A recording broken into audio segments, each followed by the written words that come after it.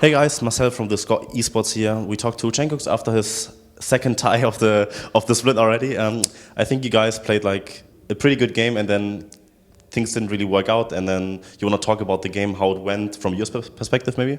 Yeah. So the first game it was pretty like the early game wasn't as good for us, but we fought back and we had a better late game. So we just waited for that, and we got kind of lucky with the Infernal Drakes. And the second game we were ahead early.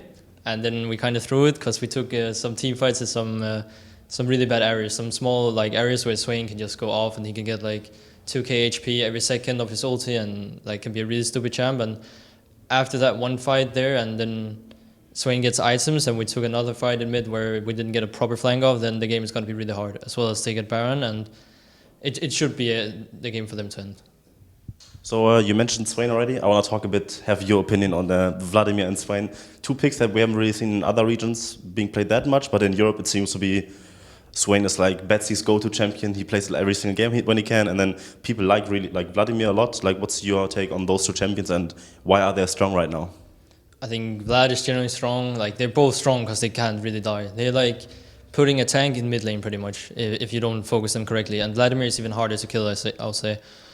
Swain is good into Vladimir though, so it's a bit of a counter pick in that regard. And overall, I think Vladimir is better into more picks. It's a safer blind pick. That's why it's picked so much and picked so early, because it doesn't really have a matchup where you just get completely stomped. I think the hardest one is probably into Swain, but besides that, you can play it into Viktor, you can play it into LeBlanc, you can play it into Zed, and it doesn't really matter for him. Like, he will still be in the game.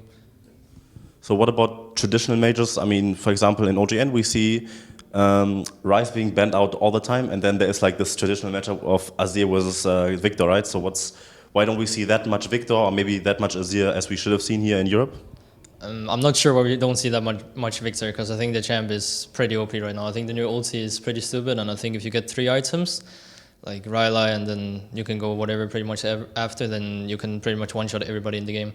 And the sustained damage now for the ulti, like the several procs, instead of just ticking all the time, is pretty OP, to be honest. So I'm not sure why we don't see more Viktor. In terms of Azir, I think he got more of a nerf in the mage patch. Like, there's a lot of long-range mages that is generally better, and I think that Vladimir is even good into Swain, or into Azir, I mean, because like, even though he pokes you, like, that's Azir's like biggest strength, right? He pokes you in lane, but Vladimir will always just heal back up, and then he can win the lane from that. Okay, so talking a bit more about like team dynamic and everything, you brought in like a new member, and you had like a pretty decent split last year. It wasn't really enough for playoffs. Are you finally hoping to maybe jump to that playoff spot? Because I think we can agree that the middle tier teams all upgraded. Like, for example, ROCCAT, Schalke, and you guys are looking a lot better than the previous split, right? Yeah, I feel like we, Schalke, and ROCCAT all got like a lot better this split, and it shows in our play, especially versus Vitality yesterday. Also, our first game versus ROCCAT today. And we will definitely look for playoffs this split. I feel like last split was a bit more maybe of an experience for us, and we had like 5 new young players. Actually, only Trashy played in NA, and like this split was kind of experience for us. We still had some jitters on stage, so it's pretty hard. All right, fair enough. Thank you so much for your insights. Always appreciate it. If you want to check out more interviews, we cover the whole entire European LCS Summer Split. Check them out at thescoreesports.com. And thank you guys for watching, and see you guys next time.